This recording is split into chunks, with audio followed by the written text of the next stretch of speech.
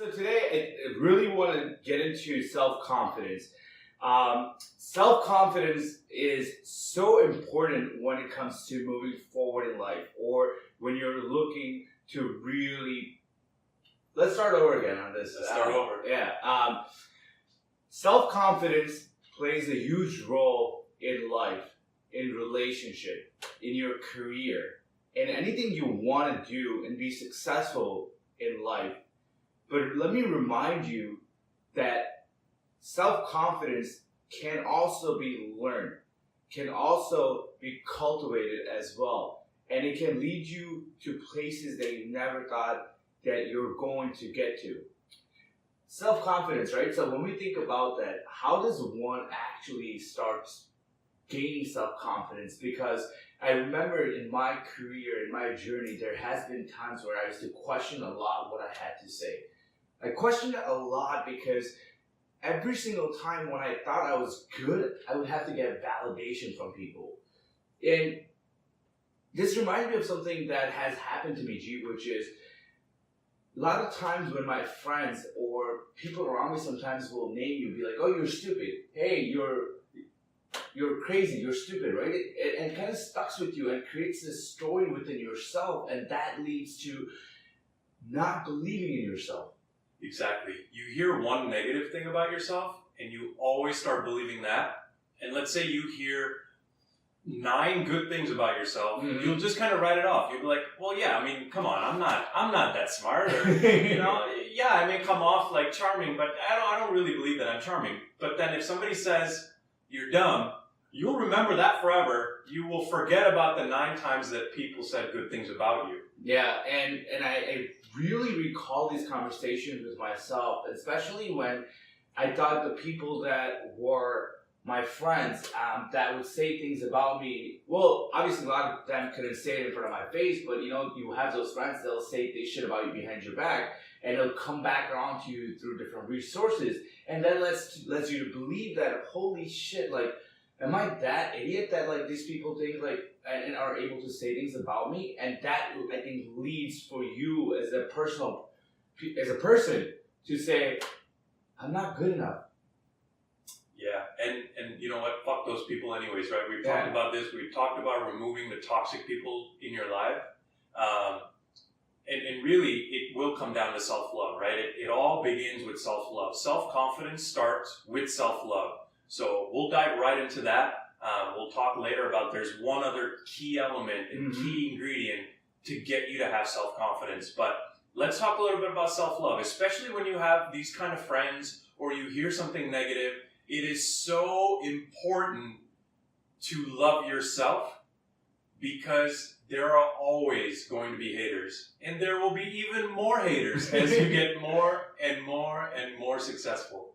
It's part of life. And as you said, G, everything with self-confidence begins with self-love.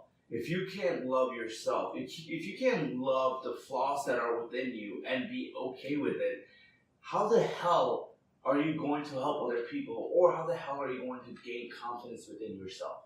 Exactly. It's like we look at other people and we love them despite all their flaws, right? Like, you may like somebody and know that you don't like a couple things about them, but then you just you don't think about those things. You just focus on the positive. You're like, well, I love this person because they're so funny. Well, what about the fact that they're an addict and they're an asshole, and what about all those things, right? Yeah. But we kind of just let that go. We don't focus on that. We focus on the positive. But that's also hard, right? As humans, we always want to judge other people, right? I know for myself that this one of the things that I am personally working on this year is to not judge people, is to really just look the good and look for the good that they bring to me, right? Or bring to this world. But you're definitely right when it comes to self-confidence. Like, you gotta love yourself, man. Yeah, you gotta love yourself and you gotta embrace those flaws. You gotta be okay with it. You're okay with all these other people's flaws that hang around you that sometimes may say negative things about you or that have qualities that you don't like. Yeah. But then why are you killing yourself for those same flaws that you may have, and you're your own harshest critic. Yeah. And then it comes down to like all the self-talk that you have. We'll get into that in a little bit, but just accept yourself. Know that you may have flaws. If you want to work on them, fine, work on them. That's great. Like if you're Well, I think- aware enough to know about your flaws, great, work on them. But man, love yourself regardless. Like it's a short life. You know your flaws. Love yourself despite them. And I think it also takes a lot of practice and patience when it comes to working on your flaws. It just doesn't happen overnight. In today's generation, people want things instantly. They want to change and gratification tomorrow, but nobody wants to put in the work. So really, really write down what your flaws are. Really create a blueprint and say, you know what? If I want to get better at losing weight, you gotta go to the fucking gym. Yeah. You gotta eat right? And really create that blueprint so therefore you can work on your flaws and become better at them. And I can assure you that once you do that, that self-confidence kicks in just a little bit. Yeah, you're loving yourself and you're making yourself better. And you have a conscious action plan of how you're going to make yourself better. And that leads us to our second point, which is how you want to look, whether it's weight loss, whether it's, muscles, whatever you want to look like. Ultimately we look at these people on Instagram, we look at those what look like amazing flawless models. And I know I've had a couple girls be like, hey, look this girl up. Look at how beautiful and perfect she is. And I'm looking at her, I'm like, this bitch is fake. There's nothing real about her. There's nothing real about her. I would not want to associate, like, this is not a girl I'm going to marry. Yeah. This is not a girl I would marry just based on how she looks. Just, you can tell there's a lack of self-confidence because she's putting on this face. She looks perfect to other women. And I absolutely hate that. I absolutely hate that women compare themselves to these kind of girls. Yeah. But it's like, if you're not happy with your body, which is our point, if you're not happy with your body, you can change it. You can take a conscious decision, an action plan to change the way you eat, to go work out. And something I know, Kevin, you've done. Yeah, it's a lifestyle change, right? Like, in order for you to continue to build that self-confidence, it's not just like, oh, I'm going to do this for X number of time. It's a lifestyle change because once you go back to your old habits, you're going to lose that self-confidence. You're going to start losing things in your life. So that is not ideal situation. So whatever you decide to do when it comes to losing weight, building muscle, even for females, like they get a lot of skincare stuff, right? Be okay with your natural beauty. It's God-given gift. You are unique in this world. You are not going to find somebody who looks just like you, thinks like you, and you should be able to embrace that and own that. And look, I can assure you that once you start doing that another point of self-confidence is going to kick in, people. I'm telling you. Yeah, love yourself, accept yourself for who you are and what you look like. But again, work towards what you want to look like. Yeah. Because if you're not giving yourself that self-love, that discipline of, I want to go to the gym because ultimately I want to look like this, even while you're making that progress, you'll gain self-confidence because you're like, I love myself enough, I respect myself enough to know that this is not good enough, that I deserve more, my body deserves more, and I'm going to give it the right food, and I'm going to go take it to the gym because I know I can look better than this. Yeah, and it's a process. Not going to happen overnight. Yeah. But even the process, that in itself will give you that confidence. Yeah, self-confidence for sure. And then rewarding yourself, right? One thing that I've learned to do is I'll set these benchmarks, right? And once I hit those benchmarks, I'll reward myself because the feeling is amazing. Like, think about the last time you rewarded yourself for something that you set out to do. A lot of times we forget about ourselves and we start focusing on other people that are part of our life or a part of our friend circle, right? And we're always giving. But when are you going to give it to yourself? When are you really say, dude, you've come this far. You deserve this. You put in the work. I can tell you, do that once. Give yourself what you're looking for and reward yourself, and it'll help you build that confidence. Exactly. I have what people call the sorriest example of all time is my past birthday in 2018 was the first time I never got a gift from anybody. It was just, your Facebook happy birthdays or this. Like I've been thankful enough and lucky enough to have people in my life that have even, given me gifts or anything like that on my birthday. Something, a small gesture, something. This year, quiet as crickets. And I'm like, you know what? I don't need a gift from anybody else to make me feel good about the fact that I've turned 34. So I bought myself a gift, and it was like a Tesla hoodie. And I'm like, I love this hoodie. You know, I didn't want to pay $40 for a hoodie. Yeah. Because I'm like, this is gonna wash and fade so fast because it was on eBay. It was like some weird seller, you know, he like just got it stamped. And I'm like, I don't care. First I was like gonna make it. I was like, let me make it and then sell it and then just keep one myself, you know?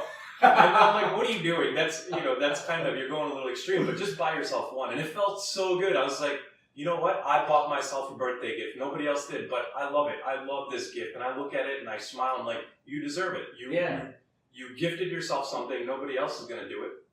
I think it's a very, very valid point, and a lot of times people forget to do that. And I think that also is another point which can help you gain self-confidence as well. And also, along with that, we believe that victories, you actually accomplishing something itself, right? Celebrate those small things, even in your personal life. You know, in a relationship you're in, you might also want to continue to reward each other at work, right? Like, I think those can really also help you as well.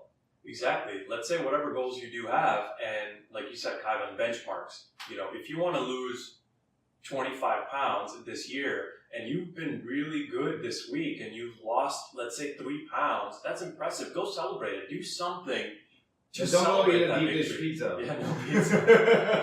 Yeah, don't gain 4 pounds after losing 3, right? But celebrate it somehow, because then, you know, we just keep going our whole lives, beating ourselves up, enjoying the pain in some cases. It's like, when are you going to celebrate it? Yeah. And I think the biggest one that I think everybody battles with is the self-talk. You know, I've caught myself in the limbo of something not working out, and then all of a sudden the other side of Kevin comes in and it says, man, you're not good enough. What are you doing? Like, people aren't even responding to you. But that is the most important thing that you have to get control over. Even when, you know, one of the things I was reading, they said that is that 80% of the stuff that you want to accomplish in life, it's all about the mental game. That's very, very true. Like, if you can learn how to control your mind, you can learn how to do so many different things in life and be very, very successful at it. Exactly. And this self-talk, you think about the one person that you're truly spending the rest of your life with. It's you in your head. Yep. You better be kind to yourself, because if you say bad, fucked up things about yourself to yourself, your subconscious is listening, and you're going to start believing. Yep. You know, like for me, one of the biggest things is I'm like, shit, I shouldn't have said that. Like, that was so dumb, or that wasn't witty enough. And then I beat myself up. I'm like, you need to learn how to talk to people a little bit better. You need to learn how to be witty. And it's like, fine, but be positive about it. Say good things about yourself. Again, you're the only one that can hear all your thoughts. Just make sure they're kind to you. And I can give you a quick example on this as well, right? So I'm 33 and I'm single, right? So a lot of time I'll hang out with some of my friends who's been married for such a long time, and all my friends have girlfriends or whatnot, right? And sometimes I'll feel lonely, and I'll be like, man, like, you fucked up, Kevin. Like, you don't have a girlfriend, you're nowhere close to being married. But then I look at all the pros and cons, and I have a kind of pep talk with myself, be like, are you doing what you want in life? Are you happy with where you are? Do you have legs? Do you have arms? And I look at all these things, and I started talking to myself, and I pull myself out of that negative self-talk and say, dude, this is a marathon. You have so much more time. Just because you're 33 doesn't mean that you have to get married. Doesn't mean that you need to have kids tomorrow. So I have caught myself doing this a lot of times, and every single time I do this, I reflect back on gratitude. And that helps me bring back myself, my energy, and really helps me to say, you're fine, dude. You're okay. Exactly. And kind of moving forward a little bit with that same topic is, there was an article that said that 90% of the thoughts that you have are exactly the same. Meaning you're not creating new thought patterns. You're always thinking about the same thing over and over and over again. So one of the things I try to do is, if a thought comes in my mind, if I already had it before, I don't want to think about it. I want to think new thoughts, and I want to think positive thoughts. Yes, it's tough. You think negatively sometimes, but I don't want to think the same things over and over again. I want to think about new things. And then your brain is like wiring itself. It's so uncomfortable. It's so weird to try to think about new things. Because again, your mind is only 90% same things, 10% new things. What if you flip that? What if 90% of your thoughts were brand new thoughts? I mean, I don't even know what our brain could, get up to. Yeah, no, I mean, these are some of the things that you can, when it comes to self-love, right, can really help you build confidence. Like, learn to love yourself. That's the number one thing, right? And I can tell you from my journey is, after going through a rough patch in my life, I had lost a part of me. And over the last 2 years, I've taken the time to build that part of me again. And it's been a process, but now my self-confidence, people are like, dude, how do you have self-confidence to walk up to Luke Walton and Starbucks while everybody else is just looking at him? And I was just like, dude, what's the worst thing this guy's going to say? Yeah, exactly. And one thing you said, Kevin, about comparing yourself to others, right? You said, I look around, my friends are married, I don't have a girlfriend, and then you brought it back to sort of gratitude of what you are happy about. Comparing yourself to others, that's big. You gotta stop doing that, because actually Kevin and I were just talking about this right before we started the podcast. Was, you become a millionaire, there's going to be 100 millionaires above you that are going to be like, who's this kid? Yep. You become a billionaire, there's all these billionaires that are going to be like, who's this kid? So if you keep looking up, there's always people that have more money than you, that are better looking than you. You can find them. There's always somebody that may be better than you. If you keep comparing yourself to them, you'll never be good enough. Yep. You have to compare yourself to who you were yesterday, and if that's too short of a time frame for you, compare yourself to who you were last month, maybe who you were last year. And if you kind of extend that time frame, you'll realize, wow, I have come so far. And I remember asking you that on our drive last Sunday. Yeah. It was like, do you think you've changed since like 3 months ago? You're like, holy shit. So remember, love yourself, guys, and that is part of getting to the next level or adding more self-confidence within wherever you are in your journey at this point as well. I think the second part of that is, which goes hand to hand with self-love, is also self-respect. Exactly. You've got to learn how to respect yourself, and we're going to talk about what it takes to start respecting yourself. A lot of it comes down to the knowledge that you have, what you're good at, what you want to get good at. You're not going to just wake up one day and be good at something. It's what do you prepare for? What are you passionate about? What do you have the knowledge for? You could be the best wedding planner in the world. You could have a PhD in cancer research. You could be the best online marketer, but it's something that you have to get to. Yep. But having that one thing that you're really good at, and I know, Kevin, you can talk more about that. Yeah, knowledge is something that I think people really should embrace what they know. Like, there's a theory, I think, which is by Malcolm X. Don't quote me on it, I'm really bad at this stuff, but 10,000 hours, right? Like, you gotta put in 10,000 hours into something that you're really, really passionate about. Like, for me, people think that I understand direct-to-consumer marketing or digital marketing just like this. No, I've been doing this since 2008, 2009, like when Facebook, Instagram, all this stuff were coming up and just started, right? So I've been doing this for almost now 10 years. 10 freaking years. And that's more than 40 hours a week.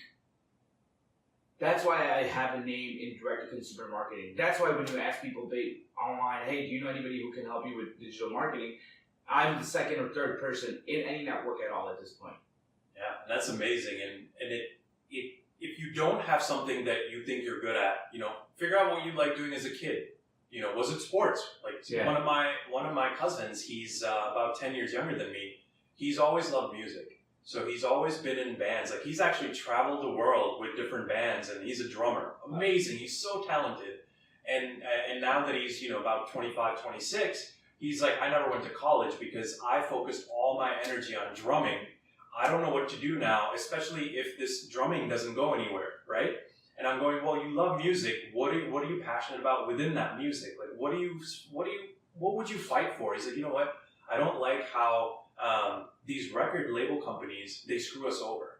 They screw us over in many different ways. So we talk about a little bit of that, and then we figure out, like, dude, why don't you try to go to law school and be a lawyer for bands? Yeah. Because you've already been in a band, and you are passionate about the negligence or whatever these record label companies have on bands. Why don't you fix that whole system? You have the power to do it. Go to school, be a lawyer for bands. I don't know who's a lawyer for bands these days, but I'm sure that's a niche in itself. Yeah, 100%. I think You got it. One of the questions that I also reflect a lot on when it comes to finding what you love to do is think about this.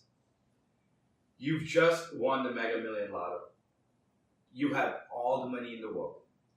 You partied, you bought all the cars for your friends, for your family, and you literally lived it.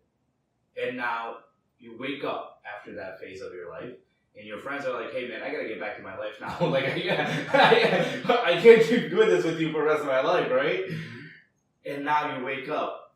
What the hell are you going to do with all of that money and all of that time and all of that energy? Think about it.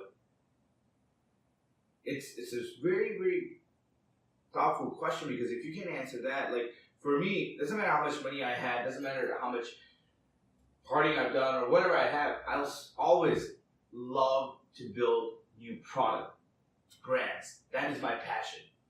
That is something that I get high off. That is something that I have the power to bring things to life, from an idea, from a visualization to the real product that people can hold. And that just itself gets me so much ego boost. That gets me so much like, holy shit, I'm able to do something. Figure out what you're really good at and really use that towards your advantage to build the life that you want. And that will help you in terms of building the self-confidence that you need as well. Exactly. And try something new. If you don't know, or if you have no clue, just try something. Yeah. Whether it's, you can break it down into categories. Is it something physical? Do I want to take a new class? Do I want to learn how to box? Do I want to learn how to do yoga? Do I want to do meditation? Is it, is it something mental? Is it like, hey, you know what, I need to learn how to be more patient? Is it a different category? Like, I need to learn how to dress better, or I want to learn how to cook, or I want to learn how to clean. Like, whatever it is, just learn something new. Because again, like you said, when you went up to Luke Walton, what's the worst thing that could happen? What, are you going to die by trying to learn how to do something else? No. You'll learn something new, and you can talk about it. Now you're going into a social gathering, you're like, well, I've done that too. I only did it for 30 minutes. I just tried it for one time. Here are my thoughts on it. Now you've connected with somebody that you may have never connected with because you have a shared interest, and an interest that you never thought you'd be interested in. Yeah. That's what it is, right? Life is an experience. Don't forget that it's a powerful thing that we're able to do. Dogs can't have different type of experience. They're not aware of it. Yeah, as humans, we are aware of different experience. We get different feelings. We can touch different things, and we can talk about those. Use that towards your benefit and really help yourself to say, you know what? I never thought I was able to do this, and look, I can actually do this. Like, I can give you two examples real quick. One, my professor from DePaul, Professor Patrick Murphy, okay? I randomly do check-ins with him, okay? Randomly check-ins with him and just see where he is, how's he's doing. He teaches entrepreneurship. Last time I did a check-in with him, he's probably in his late 40s or early 50s. Ever since I've known him, okay? I have yet to hear from him about horses. And then when I went to go see him last time, he bought 2 horses. He now races the horses. He's went to Dubai at the track, the biggest track that's in Dubai. Learn about breeding, learn about like how to raise horses, learn about how to and I was like, wow, that is fascinating. Like, God, when was the last time my dad's 50 years old, motherfucker? Like, when was the last time he's done something new? Never. Yeah. Constantly, you will constantly have the opportunity to learn something new, to experience something new. Remember, life's an experience. Life's a fun adventure. Go have fun out there. Don't be so serious all the time. There's time to be serious. You'll always have moments for being serious, but you're alive. If you have good health, great. Go do something new. One of our other points about self-respect is having uncomfortable conversations. It's, you have those times when somebody hurt you or you hurt them unknowingly, right? And you have those moments where you're like, well, I don't want to say sorry. It's their fault. It's not my fault. And they're thinking the same thing. It's their fault, not my fault. And now you've been friends for, let's say, 20 years, 30 years, or you've enjoyed their company. You don't want to have that conversation. Your ego says, well, it's not my fault. You have to remember, it's the intention behind what you may have done or they may have done. They haven't purposely hurt you. or anything like that. And this is just an example, is you can go and say, my intention was not to hurt you. I am sorry, but I don't want to ruin our friendship. And it's an uncomfortable conversation. And there's going to be so many times you can look back in your life that you could have salvaged a relationship, or you could have made a relationship better just by having an uncomfortable conversation.